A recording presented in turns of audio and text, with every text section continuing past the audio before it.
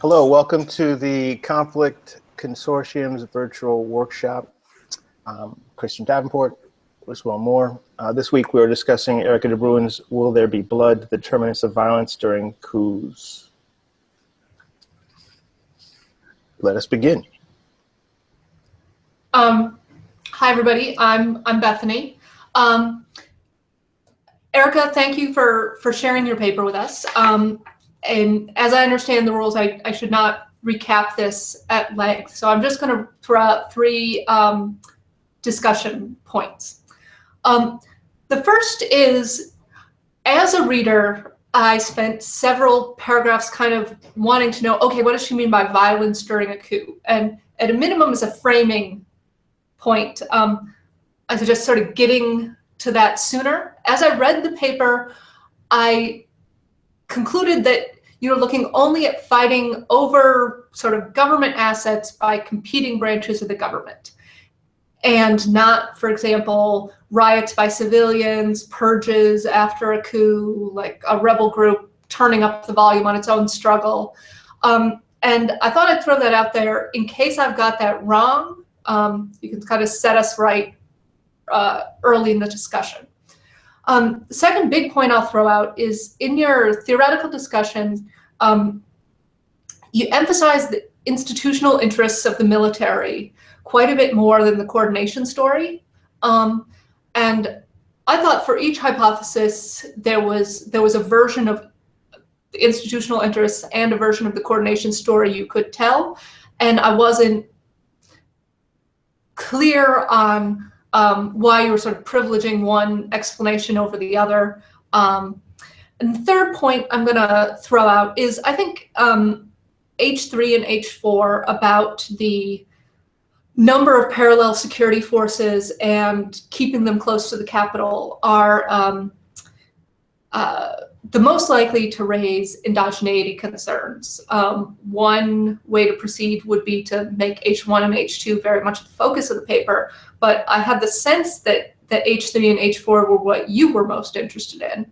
And so I think endogeneity is something likely to come up. I also, for the sake of clarification, could you just specify from the definition, it seemed as though, for example, Washington, D.C. would be a case where you wouldn't code a local monopoly of force because there's a civilian police force as well as the military in the capital. So if you could kind of quickly clarify the nature of that variable, I think that would be helpful. And then there's the broader question of, like, how much do we need to worry about this being endogenous? Great. All right, well, thanks for having me. And Bethany, thanks so much for those excellent comments to get us started. I'll just start with answering the clarifying questions.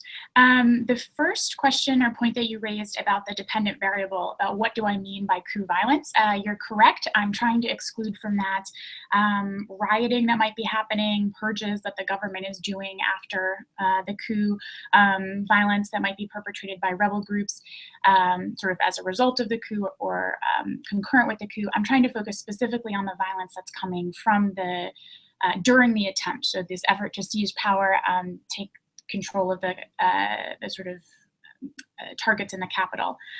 So I'm excluding these other forms of violence. Having looked at the data on several of the coups myself, I will say sometimes it's difficult to disentangle this. So I've done the best that I can with keeping it to violence that's actually just being perpetrated during the execution. In terms of your third point or third question about hypotheses 3 and 4, about the military monopoly of violence and the fractionalization in the security sector, you're correct that that's what I'm most interested in. And in part, this is because this paper is coming out of a different sort of larger project of mine about coup prevention and the strategies leaders use to try and prevent coups, and one of them being this fractionalizing the fragmenting the security sector. To respond to the question just about coding, I would not count DC as being in Washington, DC as a city that in which there's lacking a military monopoly on violence because the coding of additional security forces depends on them being militarized, and there's 4 different indicators that I use for militarization. Includes the forces being barracked, having access to heavy weaponry, and sort of a couple other features of command and control centers and things like that that typically excludes civilian police forces. So in some states with coups, I've coded the police as another security force, and some I haven't, and that depends on sort of how well trained and equipped and armed that they are. So the Washington, D.C. wouldn't count as an example. Should I respond to the other, the broader issues also? Without question. All right, let's do it. Okay, so I'll start with point 3 then, sort of those sort of broader endogeneity issues that are being raised by particularly hypotheses 3 and 4. And so the main concern, as I see it there, the main endogeneity concern that I've thought about is the possibility that rulers that are anticipate violent coups or anticipate that there would be a sort of concerted effort to seize power in which the people seizing power would not hesitate to use the violence are also the ones that are going to be more likely to create these counterweights, right? They create these additional security forces. And so they're doing it on purpose as a coup prevention strategy. And one thing I've thought about with this is that there's a lot of different ways in which leaders can try and respond to the threat of a coup, and creating these multiple security forces is just one of them. And so it's not the case necessarily that there is that all of the leaders that are concerned about the threat of a coup are creating these or fractionalizing their security forces. And so it's not a sort of one-to-one situation where it's just that they're anticipating this violence and then that's what's happening. I think there is some sort of independent effect of these forces because the forces are themselves actually the ones typically defending the regime. So I see them when I look at the cases in more depth. I see that these forces are taking up arms and actually trying to defeat coup plotters in a way that military officers and police officers that are not militarized are not trying to do. So I see sort of like in the actual cases, I see a causal effect. How to disentangle that empirically, I've not, I think, worked out very well. And then I definitely take your point about the theory section sort of privileging the institutional interests of the military, but and not talking about a coordination story. And I think that in part I have that emphasis because I think a lot of the coordination that happens prior to or during coups, I think it's not as common as we think it is. And so there's a lot of cases of like extensive coordination prior to coups in Latin America, but I think that's sort of less widespread. So it seemed to me to be a sort of less sort of pressing issue, but I'd be glad to hear sort of pushback on that and other ways in which I've sort of missed what you might be thinking about in terms of coordination. Okay, everyone's being incredibly efficient and very parsimonious with their speech. So not to ask anyone to elongate, I'm sure we will have much to say. Jessica and Will had 2s, I had a 1, but the rest of the queue is open, so just fire away. Jessica, Will. Cool. Jessica Braithwaite. I just wanted to build on something that Bethany had brought up about kind of what constitutes violence, and maybe a way that, Erica, you could kind of address some of these concerns that we might have about the messiness of who's perpetrating the violence, how are we parsing that out. And that would be to, I guess, break out the conflicts or the coups that occur during civil wars from those that are occurring in peacetime. So Curtis Bell and Juns Koga-Suduth have a paper that in JCR from last year that demonstrates that coups during civil wars have some slightly different dynamics in terms of their success rates, and that might imply something for violence as well. So that might be a piece that you could leverage to justify breaking those out. I don't know if you've tried that already. I didn't see a table in the appendix that looked at that. And I also don't know how many cases of coups would happen during civil wars, but they say about a quarter of coups are, I think, if memory serves correctly, are happening during civil wars. So that might just be one way you could address that. And I don't know if you've thought about whether we might expect different dynamics generally in terms of violence during civil wars as compared to coups that occur during peacetime, whatever that is. So I'm done with that. Will, you're two? It's a slightly different direction. Did you, Erica, did you want to respond directly to that? Yeah, I'll just say so I haven't yet broken out the data by coups during Civil War and coups not during Civil War. I have thought about coups perpetrated by rebel forces as likely to be much more violent. But I think that the particular piece that you're talking about doesn't includes both rebel coups, but then also coups from within the military during civil wars. And so I haven't sort of broken that out as a separate category, but I think you're right that there might be slightly different dynamics. When the government is already engaged in a sort of large scale conflict, the likelihood of violence from any sort of attempt to seize power is probably also greater. So I think that's a great suggestion. Thanks.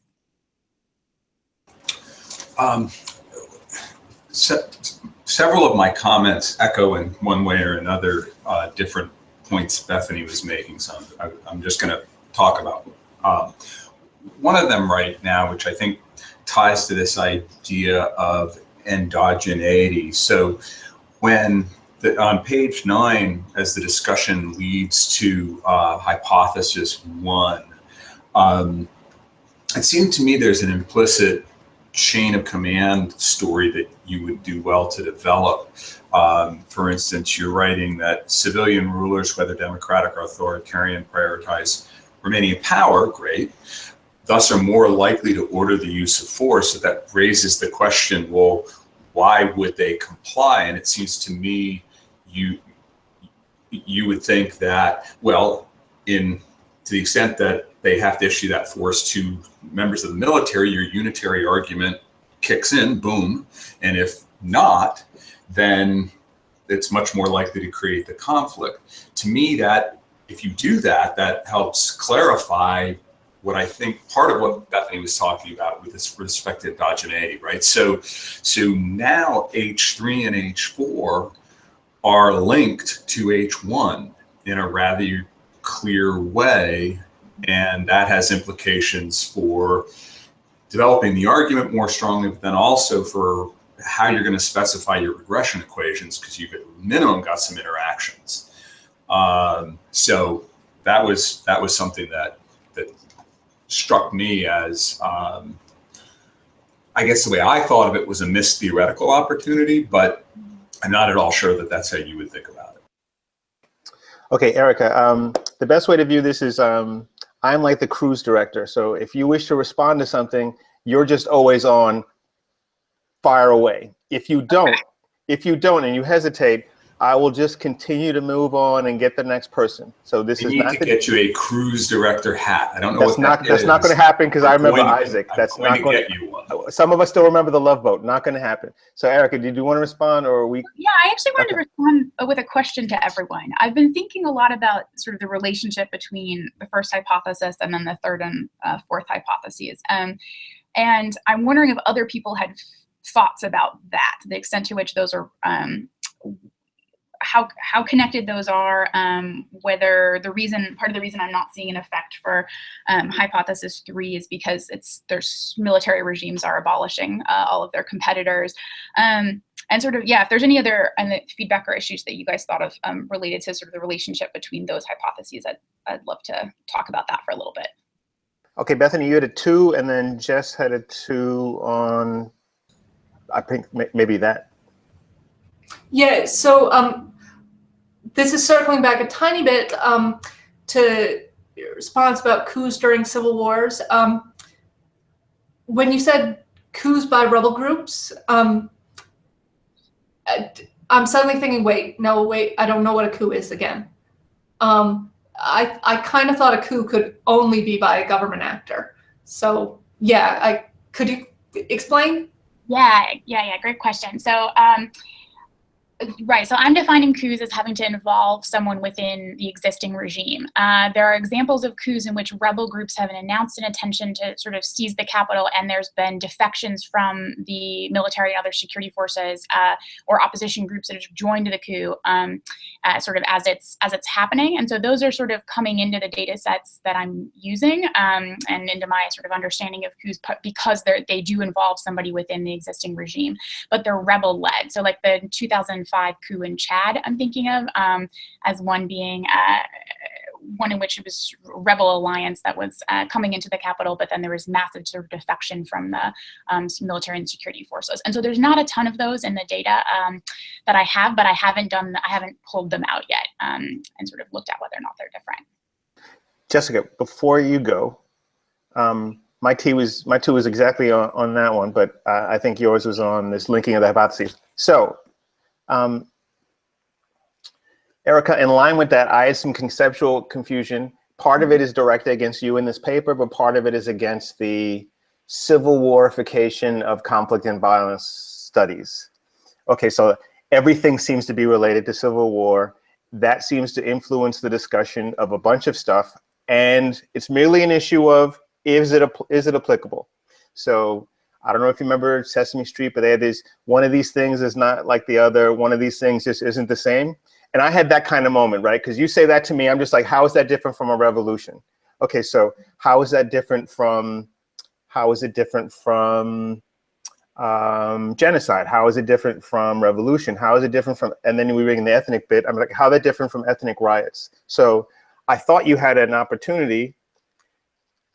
Many don't wish to take this up, but if I see it, I'm gonna push it. And so I hope other people will push it, because we've been letting this civil war bubble go for too long. And I'm just like, okay, so you have members of the security forces who wish to engage in some type of activity, and it's against the sitting authority. Okay, so revolutions could involve the same thing, but then you have a rebel coup that I'm with Bethany, that seemed to then touch upon this kind of challenging thing, because I thought coups were this kind of insider deal. But then since you can't really parse the deaths, and then I'm figuring, I'm just like, so are you making the bold claim that all deaths are associated with the coup? That you've been able to parse all the deaths that took place in the nation state to this particular involvement? Exactly. So I'm just like, so why aren't you controlling for civil war, human rights violations, riots, protests? I'm just like, to what extent is this the coup kind of like a vortex of different kind of conflict types? And then it becomes, because then once you have that signal, right, in the old social movement literature, this is a political opportunity, right? So the minute you have a coup, the security forces are fractured and they're going at one another. That's an opportunity for everybody else to get loose and to basically do their stuff. So I see the reasons for parsing, but at the same time, I started wondering where the boundaries were, and if you needed them, and if it couldn't be a piece about a broader piece that was a little bit more encompassing, that got to this particular dyad amidst all the potential conflict dyads that were possible in a particular place and time.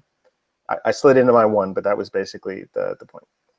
Yeah, I mean, these are all, these are excellent points. And I think I've had real frustration with a lot of the Civil War work that has been throwing a lot of coups, which or what other people have thought of as coups, sort of into that. And the only sort of cutoff or distinguishing feature is the sort of number of fatalities. And so all of our Civil War lists have all of these attempts to seize power from within the military if they, hit 25 fatalities or something else. And so it is, I think that there's a lot of confusion about how this is actually different. I think that there are, to my mind, what I think of as a coup is from within the military primarily. And I think maybe that means I need to do the work of sort of separating out from the data these other types of violence to the extent that I can, and particularly the coups that seem to be organized by rebel groups are different. I think there is something specific about the military as an institution, as the delegate of the states, or the place where the state is delegating the use of force, and that gives them a sort of privileged position from which to try and take power, and they have unique interests as an institution that are different from other actors that might be trying to take advantage of a situation. And so maybe if I sort of try and limit it in scope to efforts to seize power that from within the military in particular, in which the goal is replacing the executive, that would try and I think be a little bit clearer of a demarcation between coups and other types of violence. I definitely can't. I mean, I think that the data that I have on coup violence is largely from reporting about the military and the presidential guard clashed in front of the presidential palace. 23 people were left dead. That I'm trying to keep it pretty limited to those circumstances and not just count any violence that's happening in the country at that time. Okay, so Hanne and then Jess. Hi, I'm Hanne Fjelde. So can I just first say that I really enjoyed the read. I think this paper has a lot of qualities that I expect from a paper written by an expert in its field, in terms of carefully theorized arguments, micro foundations in terms of what the actors want, backed up with interviews, and a lot of good things that I really appreciated. So I just wanted to put that out there first. But my two fingers was exactly on the point that was raised initially by, or ties in with what Bethany said, and then Christian also talked about, is that I would also like to see some more discussion up front about well, Coups, sort of what a dependent variable is, but also who the actors involved are. And I think specifically one thing that sort of struck me was that you have this quite long theoretical discussion in the beginning where you elaborate on the interests of military officers. And that left me, it kind of primed me into thinking that you would contrast coup plotters involving military officers with coup plotters from other coming from other places within the regime. But then you note that most of the coup plotters are in fact military officers. So then it kind of that just suggested to me that I was not thinking, it was not clear to me exactly who the coup plotters were and who is kind of the counterfactual to that argument relating to the interests of the military officers. And kind of on a broader note, why spend so much time elaborating on the interests of the military officers if they are kind of a constant in, if there is very little variation in terms of that variable, why do you spend so much time discussing exactly what their interests are? I see that some of that reasoning is also related to the military as a whole and whether you have a military regime in power, but the way you kind of set that section up is very much talking about the coup plotters. And if most of them are in fact military officers, I didn't really see what that sort of gave to your story. And I also questioned whether, like, wouldn't all coup plotters have that preference of preferring a non-violent and to take over power in a non-lethal fashion? Would that only apply to the military officers, which is not really on the 2 point? But it kind of all goes back a little bit to this initial question that Bethany raised about sort of what is the phenomena that you're interested in, and who are the sort of the main actors involved, and what is the variation in the actors, both on the coup plotter side and on the incumbency side. And on the incumbency side, you sort of have more empirical detail on that variation, but not so much on the coup plotter side. Erica. Great. Yeah, so that's a great point. And one thing, a bunch of great points, thank you.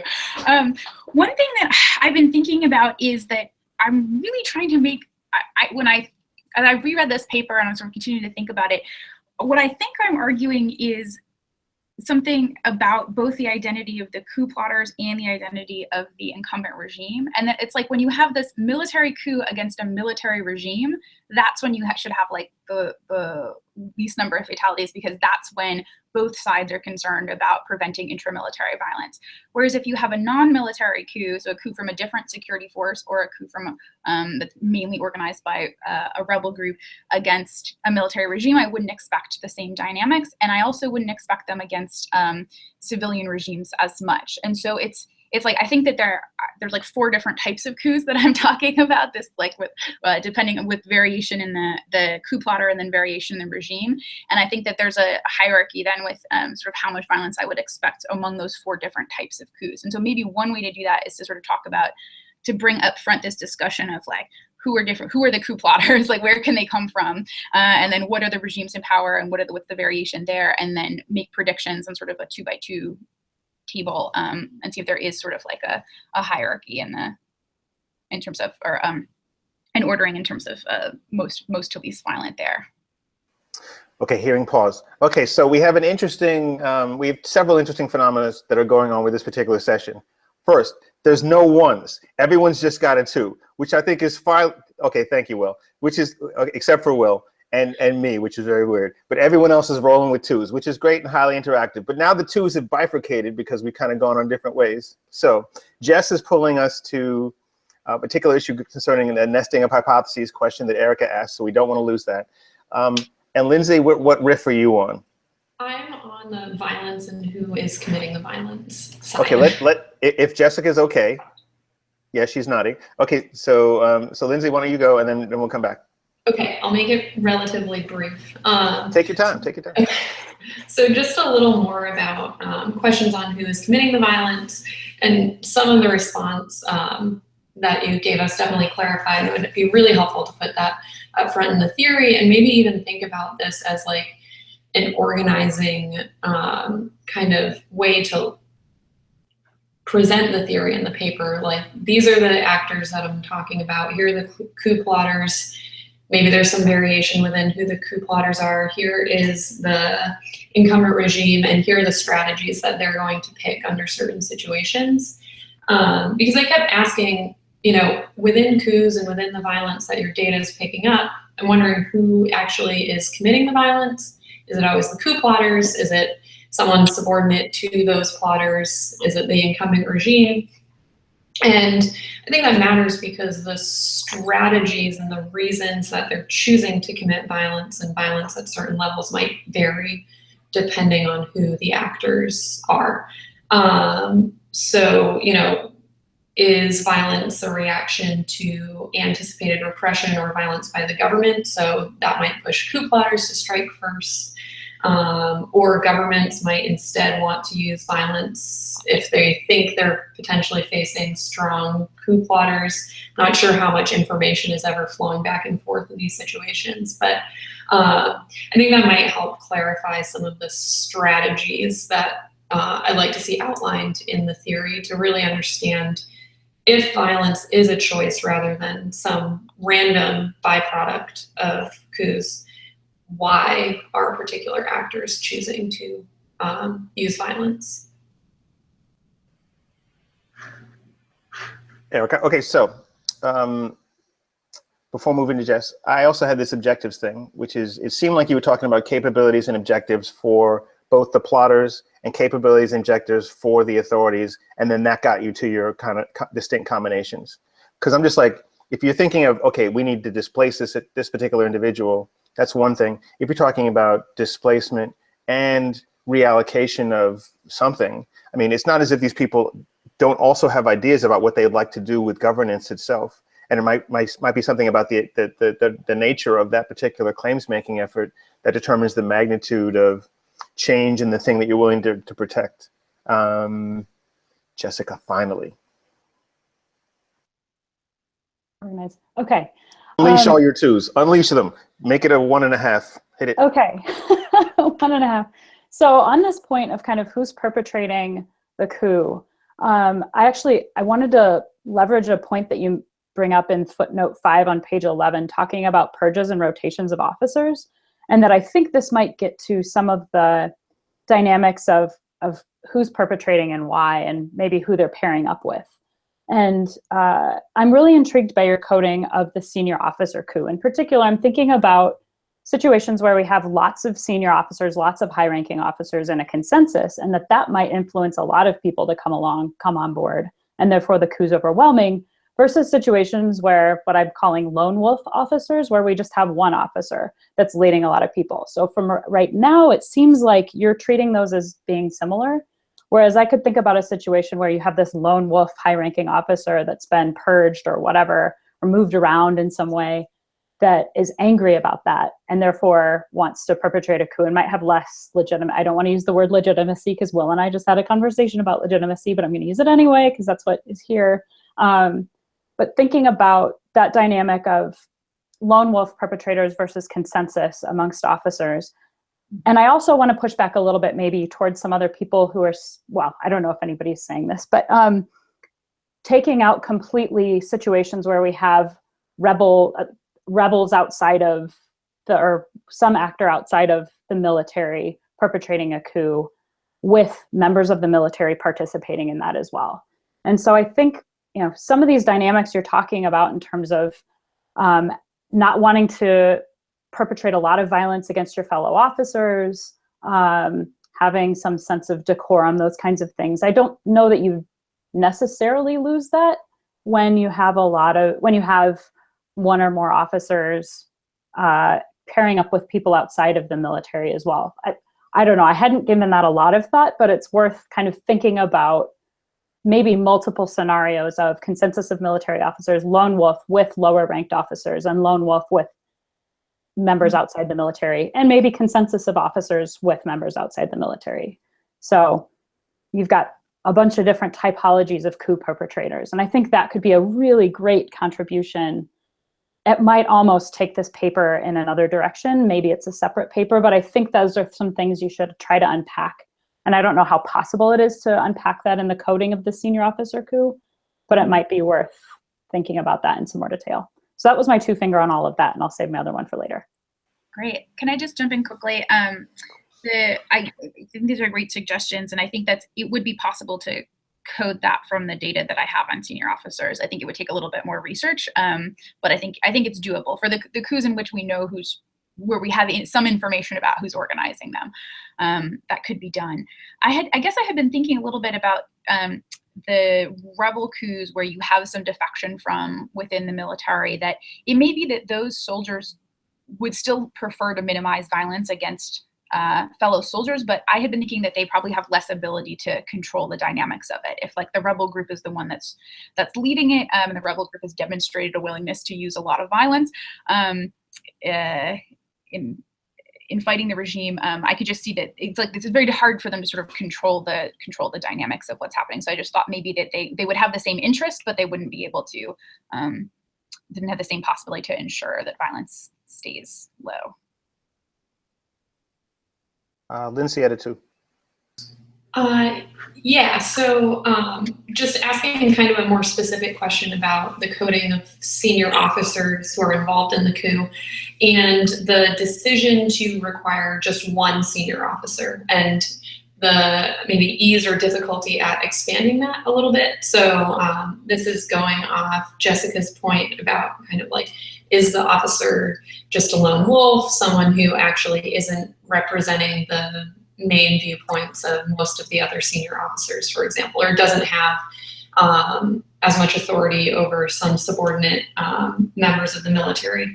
So to what extent in your coding of the data do you see one officer as sufficient to, capture this unity and authority? Or might it be better to relax that coding a little bit? Yeah, that's a good point. I will say that it's really hard to know how much support any one coup attempt has from within the military, because the default, I think, for most officers is to sort of wait things out and see. And then if the coup goes well, everyone was behind it. If the coup doesn't go well, then everyone is saying, oh, this lone wolf officer trying to do this on his own. And so it's really hard to know, like, you only see the only evidence of support that I can see for a coup is if you're moving your troops. And so if there's like multiple senior officers who are in charge of different units and all of those units are involved in staging the coup, they've blocked government forces, they're engaging in fire, they're firing on government troops, then I can count that as having participated. But beyond that, it's really hard to know. And so I'm just not sure that I might be able to do that. And I think that could be done in a couple cases, but I'm not sure I could sort of systematically figure out how many senior officers were on board, because there's a lot of incentives to misrepresent that among the coup plotters, and some aspects of coups are really like idiosyncratic in terms of like, were they able to seize the targets that they wanted?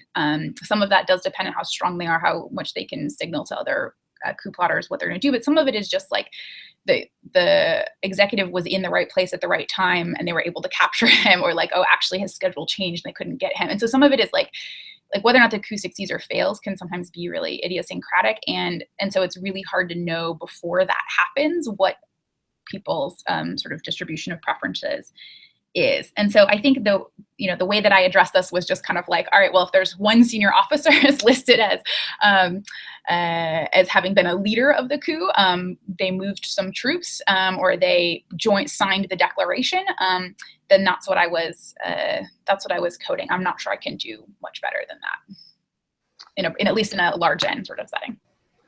Okay, so I have a one, Will, Hanne, and then Jessica. Mine is a kind of a concatenation of twos. The first part is, again, with this effort of trying to kind of like unify the different forms of conflict, is kind of like, I always thought one of the reasons for a coup is in part a response to some form of conflict behavior taking place within the society that the security forces don't think is being handled properly, and thus they wish to step in and make sure that that's handled. And thus, you get to these dynamic interactions between different forms of conflict that would be useful to kind of incorporate, not just the Civil War, non-Civil War context, because there's other forms of conflict, God forbid. The second part is kind of like this whole leaders wish to stay in power crap. I'm done. I'm sick of it. I'm like, we keep saying it. It hasn't been tested. I'm like, why? Why stay in power? Why take all this heat when all you want is an island, a whole bunch of cash in the bank, and the ability to influence individuals and maybe some personal bodyguards? I don't know about you. Maybe that's why I'm not president, because I'd be cool with that. I could step out of power. Why the heck do I need the office? So in line with that, your kind of basic narrative is like military leaders are like professional, and they're all cool and willing to step down and abide by law. But political leaders are greedy and selfish sons of bitches who never wish to leave. And I'm kind of like, really? Maybe the military leader is the following. You know what? After I step out and this sucker steps in, he's still going to have to rely upon me to do his bidding. Thus, it's perfect. They take all the heat. I get all the benefits. And so this little, it's a small point, but it's just like, I always never kind of bought that. And yes, we all, gotcha, Bethany. We all kind of defer to BDM and yeah, okay, political leaders want to stay in office. I'm just tired of us just making that basic bit anymore. And the last part was, the minute you start going to the kind of who are the individuals that are involved, I kind of want some more of the organizational literature, right? So Kathleen Cunningham's pushing us on kind of disaggregating the Civil War groups, and then there's a coup literature that's kind of moving in this direction. There's the repression and genocide literature that talks about the perpetrators a little bit. And so if you're going to go there and talk about organizational characteristics, highlight that organizational dynamic a little bit better. And then, because really, some of the organizational literature from the like Hanne and Carroll stuff, they talk about the circumstances under which businesses fissure, and like when like you have a spinoff, and like if you look at that literature and like why they would advocate that, why you have organizations kind of parsing, and think of that parsing nature as kind of like a metaphor for the coup stuff. I actually think that's a little bit more interesting in many respects than that. Bethany had a 2, and Jessica had 2. Yeah, so I guess I was skeptical of the differing military versus political preferences a little bit from the other direction. Like, what evidence do we have that militaries in general have an institutional interest? This is a pretty old literature. Even if this was true of all militaries everywhere in the 70s, why would we think it's still true today? Much of this literature is about the institutional interests of the military is, I think, a little romantic and full of assertions. And I guess to some extent, like,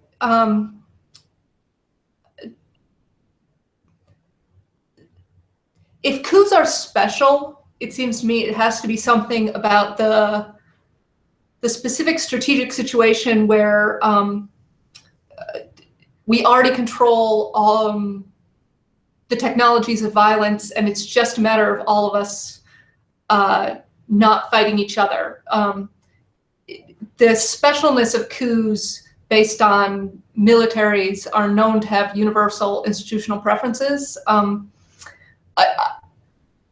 just to me, there's no real evidence that that should be true. That's So good. what do you think? Oh, sorry. Just wanted to jump in and ask sort of, so what other explanations would we have for military regimes being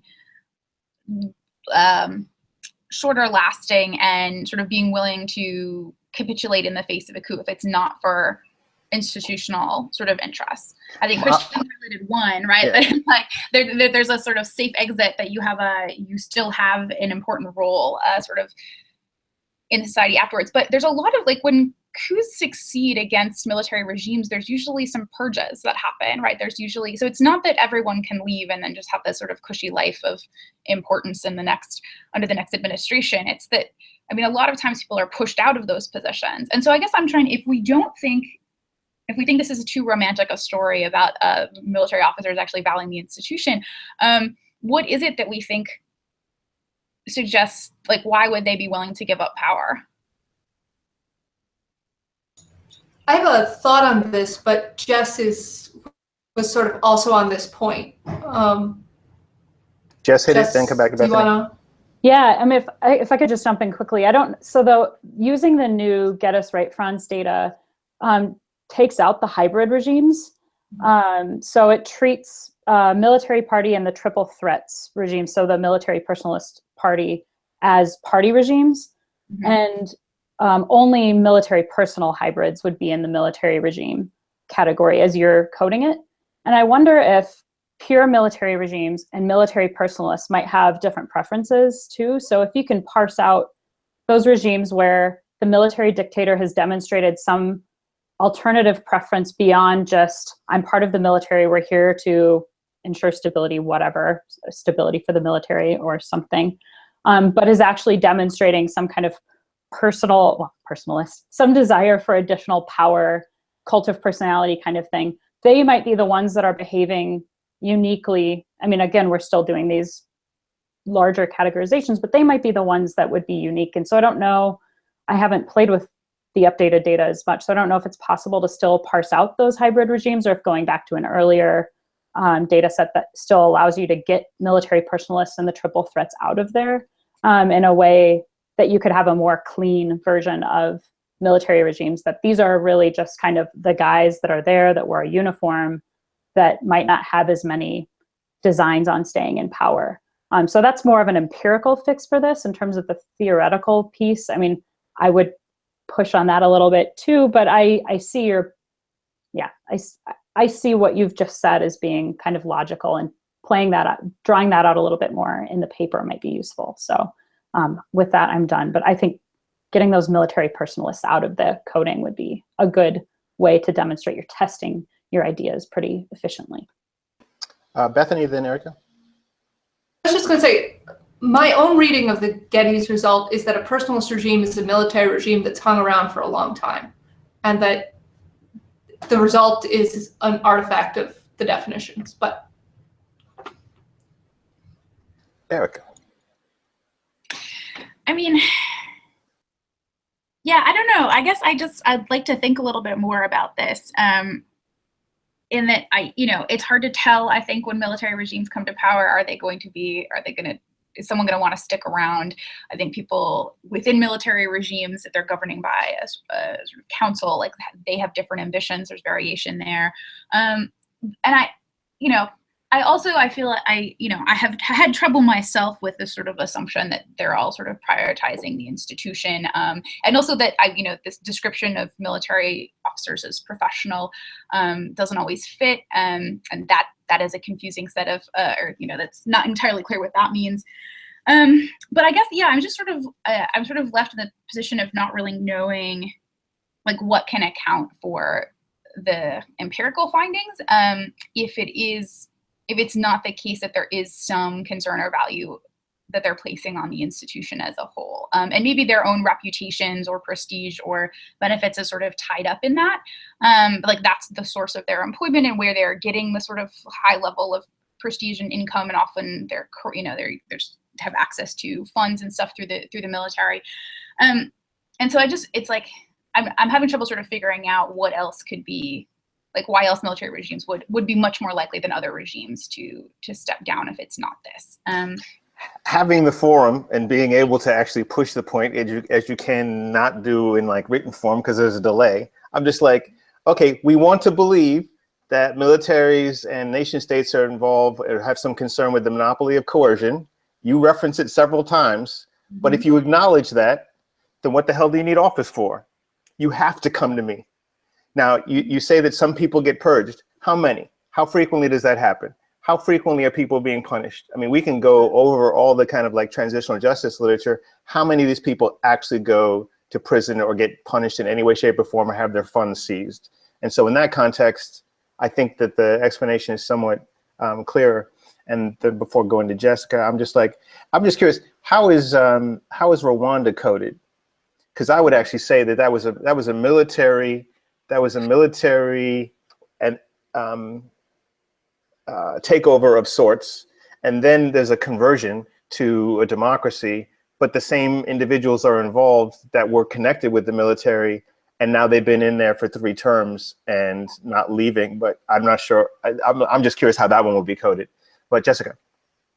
So another maybe quick empirical fix, at least to start assuaging some of these concerns, would just be to leverage like some of the Archegos data or something to just demonstrate this is how many military leaders go into exile or get to go back to military service, and this is how many civilian leaders are executed or imprisoned or whatever. So just some really quick descriptive statistics to throw it out there to show that these military leaders actually tend to have it pretty good, or maybe not, but I think they do have it pretty good after they leave power. And that there is I think Christian brought this up, that there is an institution for them to go back to. Are they able to just go back to their positions as generals or whatever in the military after they leave office versus a civilian that goes, well, now what once the military takes over? Will. Okay. So I want to push us in a different direction, and one, just ask for clarification conceptually and operationally. You don't define during. You're just assuming we know what during means. And I want to know what's the temporal window. I'm not so much worried about when it starts, but when it ends. So because you're counting deaths within a certain during a coup, what the heck does that mean? And the reason I ask it is, and maybe Christian can help me out, because I always struggle to identify the source, but I feel like one of the things we really know, and I think it's kind of Tilly and the Von Day and some other researchers, but one of the things I feel like we really know is that where the killing really occurs, where bodies pile up, is in what you identify as the second stage of a successful coup, which is the consolidation of power, right? It's not the symbolic takeover, right? That then puts you in place, but then it's the consolidation. And I assume this all happens within 72 hours or less, but the bodies really stack up afterwards as the state rebuilds itself. And it seems to me your argument should have big implications for the extent to which that's true.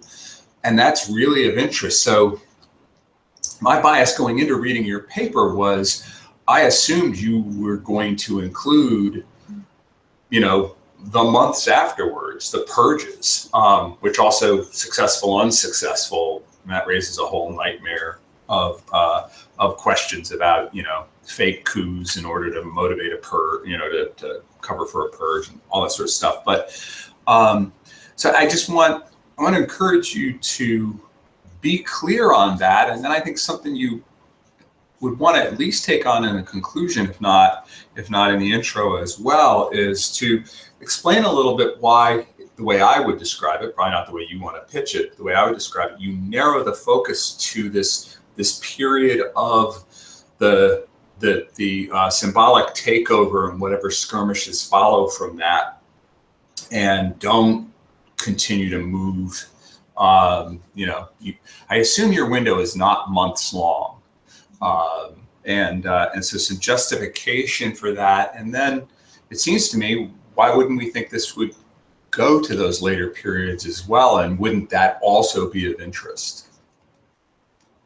Yeah, I mean, I think the later violence is definitely of interest. I think it's something I just felt I couldn't get enough traction on empirically, that like the Center for Systemic Peace data on coup fatalities is supposed to include, it like includes, it's a little unclear when you look at some of their cases. If it's some cases it looks like they're including some of the consolidation violence, and some cases it doesn't. In my own coding, I'm trying to only look at things that are, you know, this sort of narrow focus in terms of fighting over the actual seats of power in the actual executive, in part because it's really unclear when the temporal window should end. Like when the regime begins purging, if it puts down a coup attempt and then begins purging, and those, you know, that can go on for months, for years.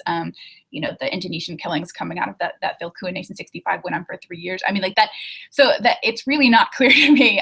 And so this seemed to be like a slice of the violence that one could attribute to a particular, like much more easily attributable to the attempt.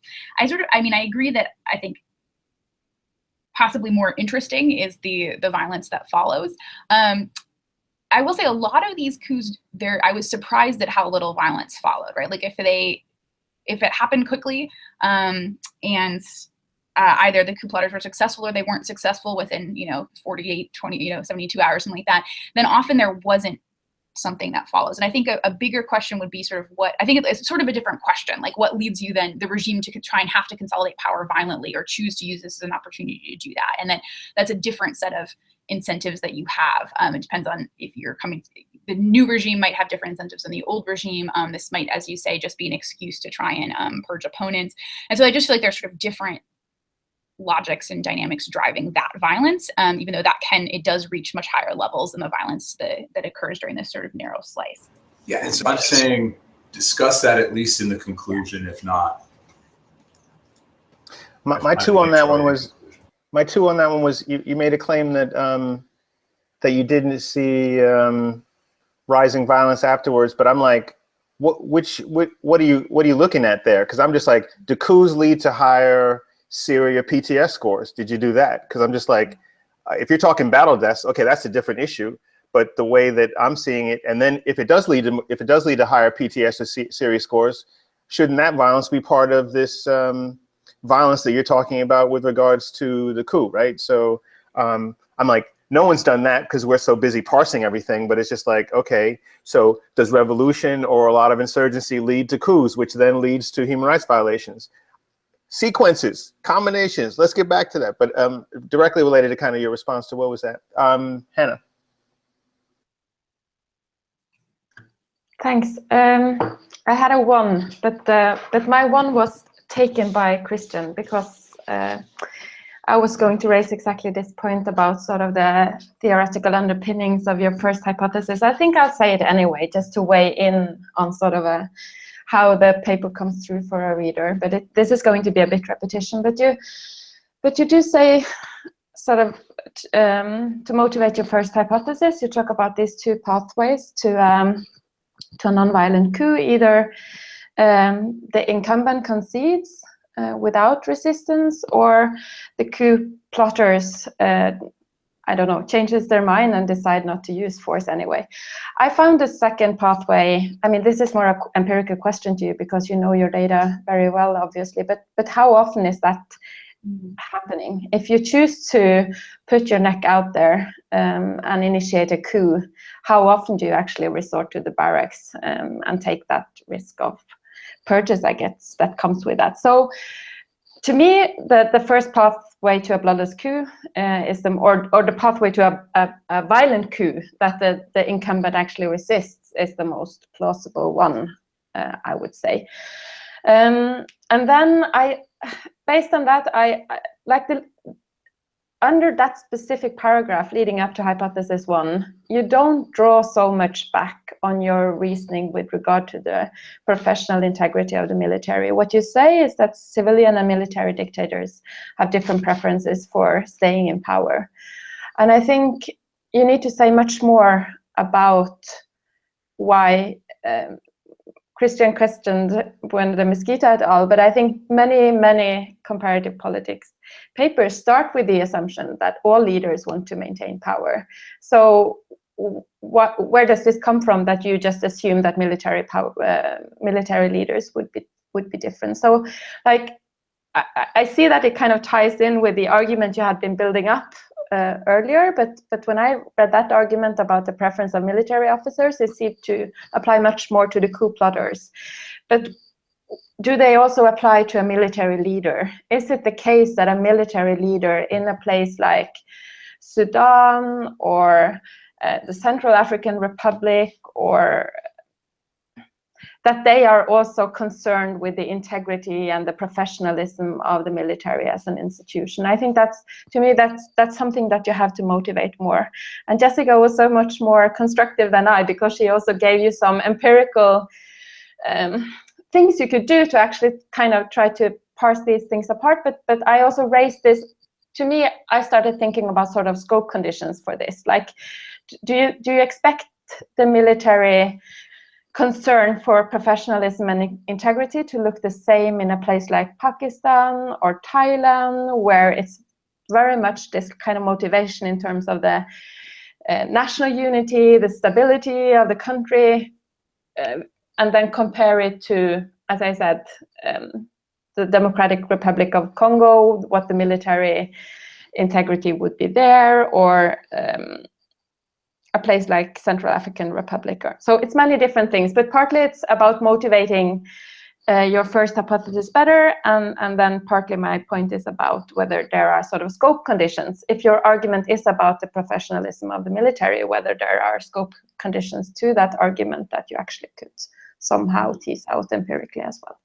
I will say, Reid, that a lot of the ideas that we have about the professionalism of military officers is coming out of this sort of older literature from the 1970s in particular on Latin America. But what was really striking to me in reading this more recent book on seizing power by Singh, who interviewed all these military officers in Ghana, was like how similar the things that they were saying were to what you heard from like Brazilian military officers like several decades ago. That like they too were professing, at least what they were talking about over and over again, is how damaging to the military this intra-military violence would be, and that was something that they were concerned about. Obviously, there's differences between Ghana and Sudan, and I'm not trying to, and Central African Republic, not trying to lump them all together, but that it seems like those were very different contexts, and these same sort of things came out of interviews in both. And so it seemed plausible to me, in part because of those sort of different contexts. But I do think that there has to be variation in the extent to which military is a sort of distinct institution, is one in which people spend a career in, where they view it as having, where there are actual sort of independent institutional interests that anyone's trying to protect. And I don't have a good sense of like how to track that empirically at this point. But I think I do appreciate the emphasis on the fact that there probably is some variation there. Just very, yeah, sure. Because I forgot to say one thing with regard to sort of the theoretical underpinning of that hypothesis. I think the thing that I found least convincing, and that's also something we return to in the discussion, is that you say that military leaders have a different taste for power, and we can see that because they are more short-lived. Because that's kind of, now I'm exaggerating, but you also have you also make a reference to that sort of empirical fact in your hypothesis, and that's kind of it's going by a little bit by the outcome that you're interested in explaining, right? Because and we don't know whether they are actually short-lived because they step down, or whether they do. It's a way of motivating the hypothesis where you kind of refer back to the outcome that we're interested in explaining. So I, particularly that part, I didn't find that part so convincing. Okay, Jess, I think Jess and Lindsay go next. I think I had a 2, and it was like directly on this point. I'm kind of noticing that I'm trying to track when the 2s are coming out, so I'm not trying to trump anybody. But related to this, I was kind of like that Brazilian and Ugandan leaders say more or less the same thing. I'm just like, I'm not convinced by that. I think everybody lies. You interview anybody, they just lie to you. That's what they do. But I'm like, what is a soldier going to tell you? It's like, nah, man, we stepped in and we're never going to leave. I mean, like, who's going to say that? If someone says that, then I'll believe someone. But if everyone talks about professionalization and so forth, I'm just like, it's like all leaders now talk about democracy. Putin talks about democracy. Come on now. Just like, it's just what you say. So that was a separate point. But also, remember the stuff on the power elite, C. Wright Mills and stuff like that? I'm just like, why are we paying so much attention to who's sitting in office? It should matter who's got the money, the land, and the ability to pull some folks up with some weapons and stuff. And I'm just like, we should get off of this, for lack of a better phrase, superficial conception of governance. Okay, Jessica, then Lindsay.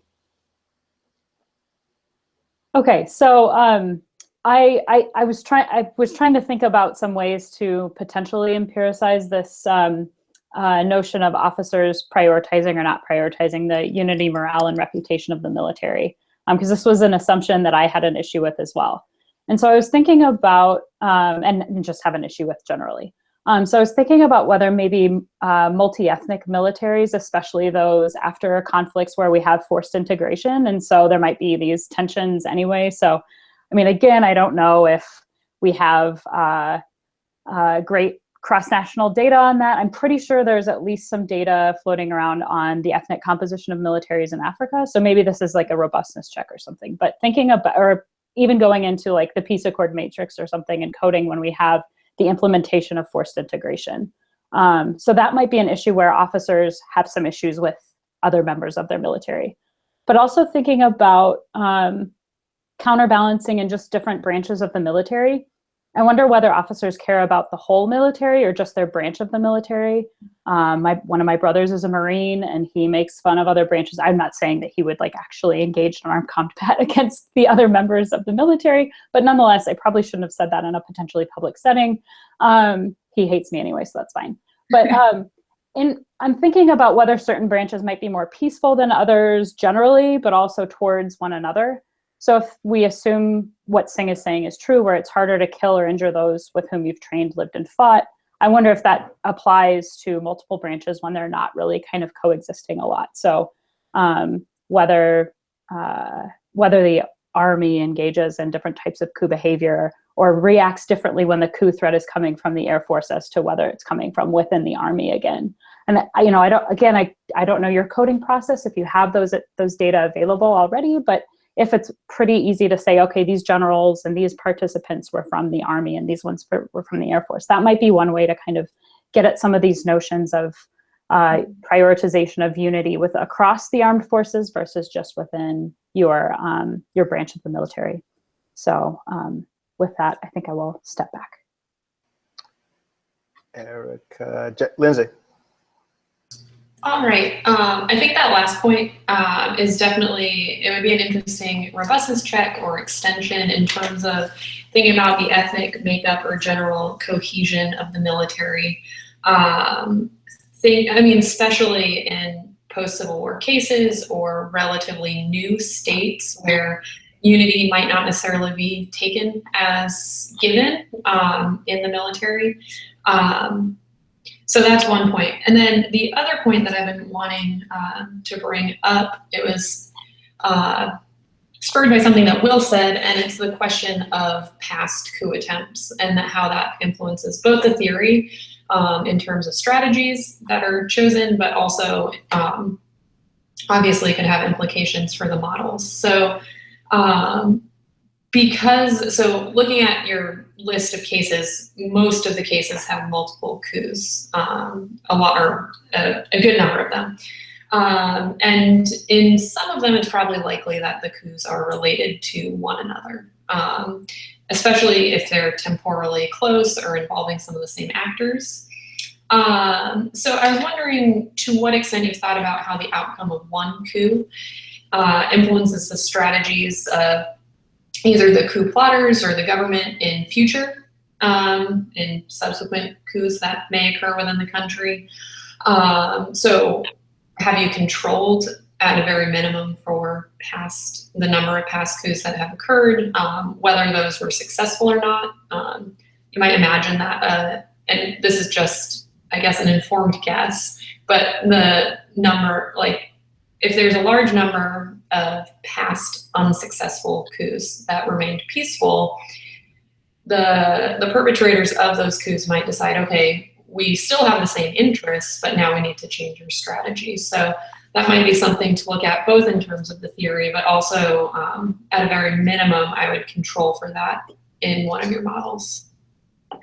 Yeah, this is actually something that came up recently in the discussion of the coup attempt in Turkey, where I saw a few people saying that, well, look, it's just been so long since Turkey's had a coup that the coup plotters sort of forgot how to do it. Like, they don't have this expertise anymore, and so as a result, they made mistakes, and there was violence associated with that coup, in part because they just didn't know what they were doing anymore. I'm not sure if that how much I buy that. But I definitely think that the historical, like both experience plotting coups might matter, and just your experience in watching what happened in previous coups might matter for if you expect this to not have to involve violence because the last 5 coups didn't involve violence, then maybe you yourself didn't go into it with a willingness to use it.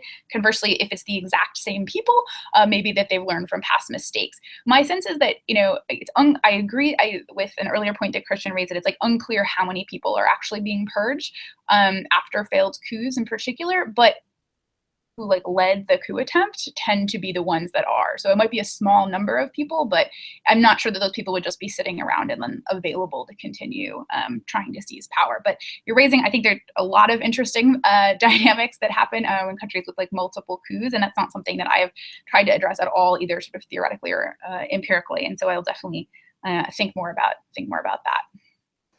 I had a 2, and then Will is on. My 2 is kind of like related to Lindsay's point in the context of your French African colony variable. I found kind of interesting, but kind of like just dropped in and not really discussed despite some significance. But I was like, there were other colonial powers, right? This is Christine Eck has a nice piece that talks about kind of like the historical relationship between a colonial power, whether or not they confronted some kind of like resistance and subsequent kind of development of security force agencies. But then I'm kind of like, but what about the US and the Soviet Union? I mean, there's just like so many other places that they might have learned to get trained, and then that might point the security forces in the same way or facilitate their kind of moving in opposite directions. So that variable like set me on this nice kind of riff to think about the context, because you kind of have it like very much within a nation state, and individuals are negotiating, and then they're going to take an advantage of a situation and then fight. But then this kind of seriously kind of put me on the, oh, wow, okay, actually these security force apparati are coming from very distinct kind of historical backgrounds, and that might be relevant for kind of how things play out. Related to that, and help me out, isn't Elf dead? I'm like, I thought Posner, Haberamana, and them like killed it off, and like, all I heard was bad things about Elf. Like, like the likelihood of you running into, I'll take the example of me in Ann Arbor. The likelihood of me running across another Black person in Ann Arbor is really low. Okay, so I'm just like, okay, what does that tell us about linguistic fractionalization if they're not geographically next to one another? So I thought Elf was dead. So that was my 2. And now I have an echo. Will.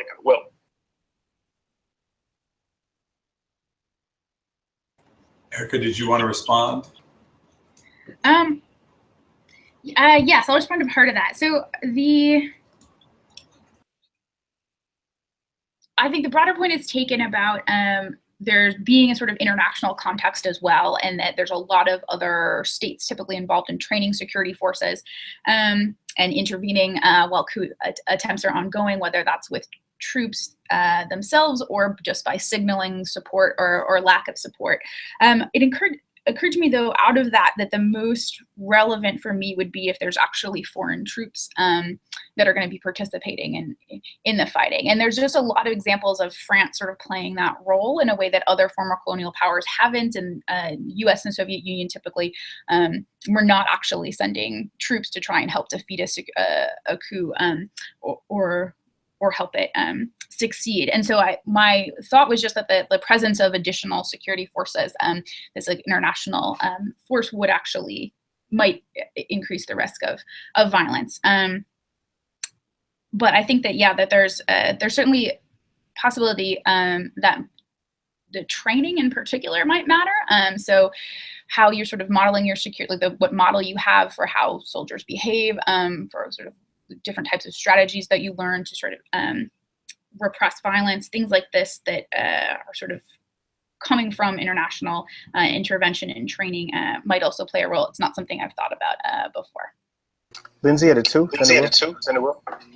Yeah, so just maybe a quick positive comment about this. I was thinking about the, when you brought up external support briefly and talking about international involvement, I think actually that could be a hypothesis in and of itself, or you could write a paper on that, considering the dynamics of how external support in its different forms influences both the success of a coup, but then the likelihood that it's going to turn violent.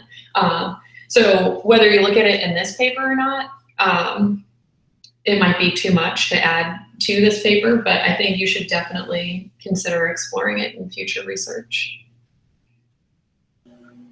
Will. Okay, so I want to point out something that I think will surprise you. I'm curious to see whether it does, and it actually cycles back to underscore a point that I made earlier, building on some of what Bethany was saying. And so coup proofing shows up in the paper 4 times. One, it's a key word. Okay, it's not in the abstract. It then shows up on page 4, and again on page 24. And in both contexts, it's said, I have a finding that's consistent with the coup proofing literature. The only other place that it shows up is in a footnote in page 16. I think the problem is that this coup proofing thing is a big deal to you, but it's so obvious to you that you never talk about it. And no. Right? I was sitting there as I identify with Bethany when she was talking about walking through the theoretical part of the paper, because I felt like I had a similar, the intro and the setup of the hypotheses. I had similar sorts of. I'll send you a copy, and you'll see my notes where I'm saying, "Wait a second, what about? Hold on," and it's about coup proofing. So on the top of page 11, I end up writing, "Why is this?" Sorry, let me be clear what this is. You end up talking about, you say states may employ a number of other security forces. By the way, I wouldn't say states, I would say executives. Be more clear about who you're talking about. They may employ other security forces. This is a big, I'm going back to my other, okay, so this is a big deal, and I think it's, I think I'm just asking you to be more explicit and clear about what your argument is. But I'm not sure that I'm not putting words in your mouth, right?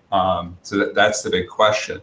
Below, you say rulers, again, not executives. I would say executives, if that's more clear than state, but rulers frequently surround themselves with additional security forces, right? Well, is that not the very definition of coup proofing? So what I wrote up top is, why is this, what you discussed down there, considered exogenous to the executive?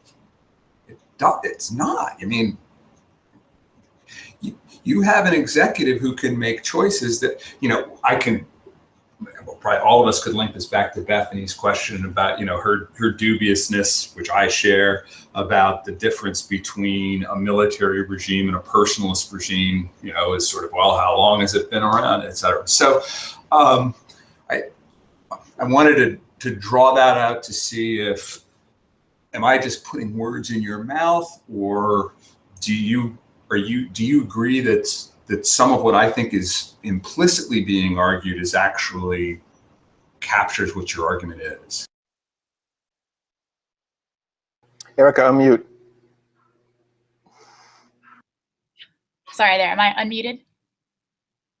Okay, great. Yeah, so I think you're totally right. It seemed obvious to me, and so I just didn't talk about it. And in particular, right, the reason why states or executives are creating these security forces is because I think they want They want to try and deter a coup from happening in the first place. So I think it's not necessarily just true that rulers will, the rulers that want to stay in power create these security forces to counterbalance the military, and then will call on them to try and defend themselves in a coup. What they're trying to do, I think, is deter coup attempts from happening in the first place. And so there's still another decision moment that has to happen when a coup is actually sort of underway. And so it's not, I mean, I don't deal with this at all in the paper at this point, but I'd like to, I think like I have the data to show that even like states that do, or again, executives that do counterbalance, like they still, there's still a lot of circumstances under which they will abdicate power sort of without a fight, right? Like that it's not necessarily true that they are just willing then to sort of fight to the end, and they've created these forces for this purpose and are going to use them for this purpose. What they're trying to do is not have to fight at all, right? And so I think I can show that in the data and sort of talk about some examples of that as those being. You want to then talk about deterrence failure? You know, I don't know. I mean, I can see, you know, at some level, the reaction to this exchange could be, oh my gosh, you're blowing up my paper and making it much bigger. And you know, we've created this forum to not only provide challenges, but also to try to create, well, okay, but you want to publish an article. I get that. We're not, right? And so I was just thinking in real time, I have no idea whether it's a good idea to talk about deterrence failure, if that would just make the whole discussion too big. But I encourage you to try it and play with it and see. But regardless of whether you say that, just more of, you know, more discussion of making it more clear that you think of the executive as making choices, and then how that influences your hypothesis development. Because right now, I just don't think it is. And I think there's a disconnect between what you're implicitly thinking and what your hypotheses become. That could be strengthened and really make the paper a stronger contribution, and possibly get different findings, as we were talking about earlier. Yeah. Eric? Thanks for that comment. Moving. Jessica. So I'm thinking about hypothesis 2 here, and you have a couple of different explanations, potentially, a couple of different mechanisms that you talk about. One seems to kind of be that senior officers have more resources at their disposal to signal the likelihood of victory, whereas second part talks about lower ranked officers potentially posing a threat, like a fundamental challenge to the system that would threaten senior officers, and therefore maybe they have more of an incentive to actually really fight against these lower ranked officers. And I see these aren't really that complementary mechanism. I see them as kind of two distinct things, and yet you're testing them the same way with just a senior officer thing. And again, I find both compelling. I'm more compelled by the fundamental change to the system, and therefore senior officers will fight back. I don't know if you've given some thought, or if Singh elaborates much on what types of resources are being used, if they're material, human, financial, external, whatever, and whether some of those might be more or less useful to signal likely victory. Again, I think, and I might be sending you down a path that is too many moving parts in this. I'm sure I am. I probably shouldn't bring this up, but maybe this is another separate paper to grow out of this, to unpack kind of what is happening with these senior officers. What is the mechanism that is driving them to behave better during coups and to try and avoid these coups that they lead? Or is it that they're actually resisting lower ranked officers with more force? I think these are two really interesting stories that would be cool to be able to unpack at some point. So the more I talk about it, the more I think this should be a separate project, but something to grow out of this. I would really like to see that eventually if possible. So that's all. Erica, my two related to this, and then I'll give you a chance. I don't like the language of hypothesis two. It's like coups led by senior officers will be less likely to involve violence. I mean, what's that mean? I mean, like, you make it sound like the PA issue is completely resolved, right? And they're just like, go out and kill. And everyone would be like, yes, we will. Like, you know, I'm like, wait. And so that became kind of an interesting thing for me. And with regards to the kind of speaking to the mechanisms things, like junior officers might have a different type of connection with the grunts, so to speak. And thus, that might resolve some of these kind of overcoming activities. But this is back to who's actually engaging in violence, right? I'm just like, the senior officers are less likely to be able to wield a gun. They're less likely to be doing a bunch of things. And so since you can't actually get at who's pulling the trigger, if you tighten that language, I thought that would be kind of cool. But that was relevant to hypothesis two, but feel free to answer whatever, if anything. And unmute. Unmute. Okay, thanks. Yeah, no, these are all great points, and I think that yeah, the answer is I don't know what's going on right now with the senior officers, and it could be either of these things. I'm a little, actually, now that we sort of are talking about this, I'm a little skeptical of this sort of signaling argument about them just having more resources with which to signal the strength. This is what seemed to come out of the series of interviews that Singh did. I have not done my own, and so I put this in here as sort of one potential mechanism, but it's not clear to me. It's like, I think that a strong signal would come if you had a whole bunch of senior officers sort of together publishing a statement saying the commanders of the 5 military regions of the country are all, doing this coup. It's like, at that point, there's not much chance for, junior officers or enlisted men. If they oppose the coup, there's not a lot they're gonna actually be able to do at that point. But it's not like, so I can see some signaling of just that, like, we're all on board, right? That you shouldn't oppose this. But I don't think they're actually using their resources to do anything. I think they have access, like, they're not buying people off or doing much. The only thing is that they have access to more means of communication, right? And so that they can sort of put orders down the chain of command. They're sort of closer to command centers, and so they can coordinate. Like, they can, like, get their message out, and the message of the coup out in a way that junior officers might have more difficulty doing, and enlisted men certainly would sort of have that. And so I can see the sort of communication function, but it's not something, like, I don't think we have a good sense. I certainly don't have a good sense of, like, how this is actually playing out. And it's something I agree, if I was going to go into a lot of depth with this would be a separate paper. But I think it's something that I could examine in sort of a smaller set of coup, that could just look at what these senior officers are doing during the coup, and see if it seems like one of these is more plausible than others, or if there's other mechanisms that I'm just missing. Yeah, and that's where I would, if I were going to see you code some more data, I would love to get into the senior officers involved a little bit more. So doing that lone wolf versus a consensus kind of thing, and because that would help you get at this mechanism a little bit more. I think that's really I think that's a compelling line to take this in the future. But as it stands, I still find it interesting. So nothing pressing. So my two on this is kind of like, while I have some issues with the VDEM project, I do like the kind of crowdsourcing element to it. So I'm just like, why isn't there like a V-coup project where basically someone who knows something about the coup is able to kind of disaggregate it and then tell you what's happening, which actors, which locations, and then each person that's specialized on that particular coup then, pulls their stuff together in some way, shape, or form so that you're actually able to do some of this comparative stuff. But this is a good transition point in many respects, because the thing we tried to do towards the end was kind of like, all right, you've been bombarded with a bunch of stuff at this point.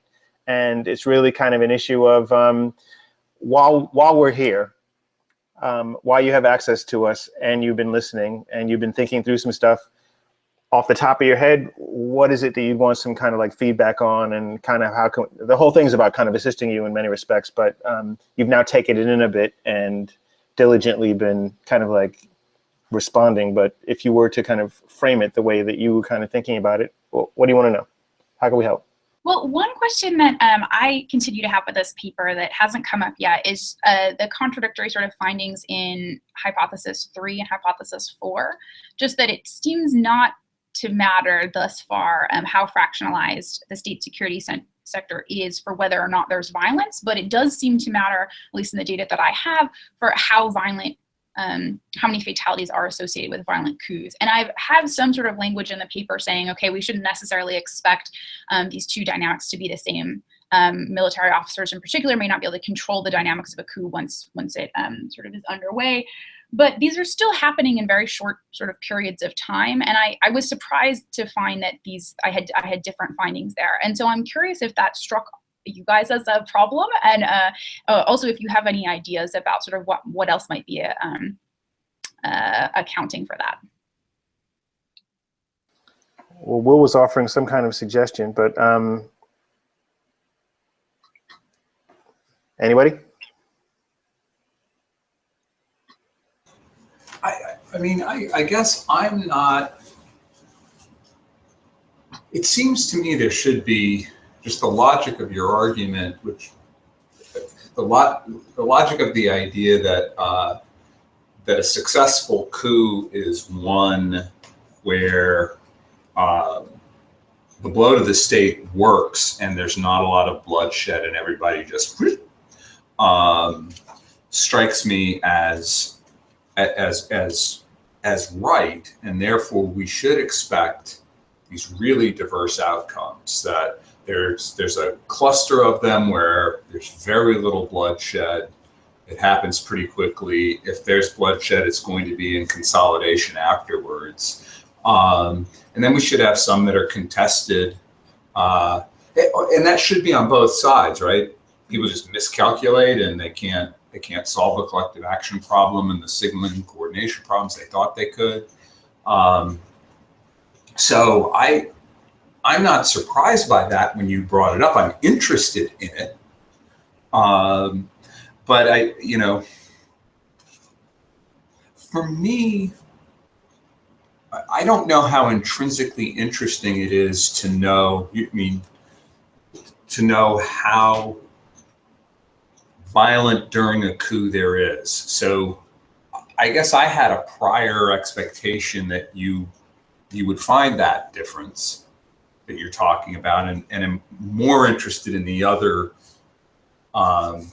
stuff that you've just been talking about, but isn't in the paper. I have no idea where I am relative to others. I do not run to coup papers, so I don't pretty confident I'm not your ideal audience. So not sure what that tells you. And Hanne had it too. Unmute. Hanne, you muted. It's related not so much to what Will said, but to your initial question. But I don't have a good answer to your question, but I kind of related. Because I wonder about this threshold of only using one killed.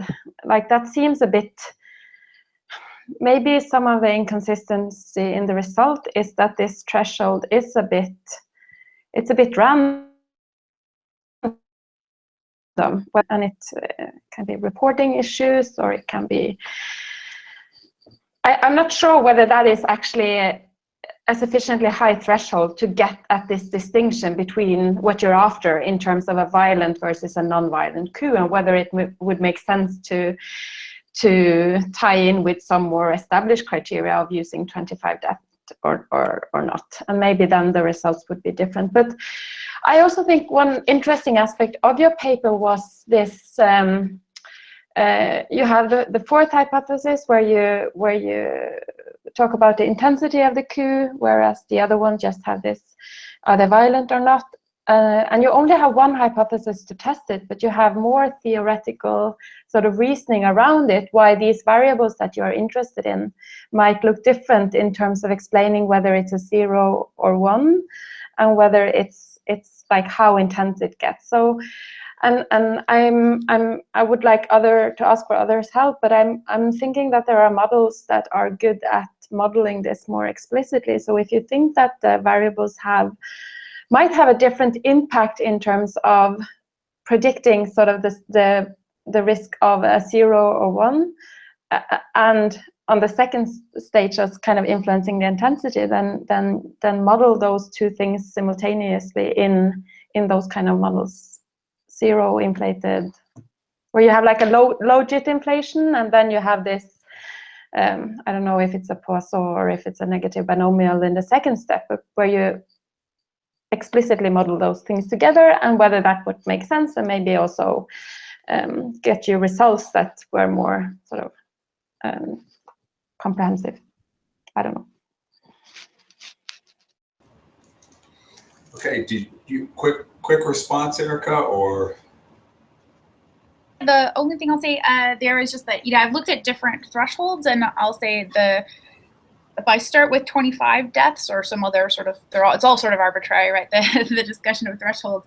But yeah, the findings look a lot like, basically the dynamics that I'm talking about with severity start showing up. So then I don't see the military regime matters. I don't see that rank matters, but that it's all the fractionalization. So I played around with that a little bit, and I think that mainly, actually, maybe a good place to end. That what I feel like I'm doing with the first half of the paper is not trying to predict when coups turn violent, but when they will remain peaceful, and that is like what I'm predicting is the 0, rather than the sort of 1 or above, if that makes sense.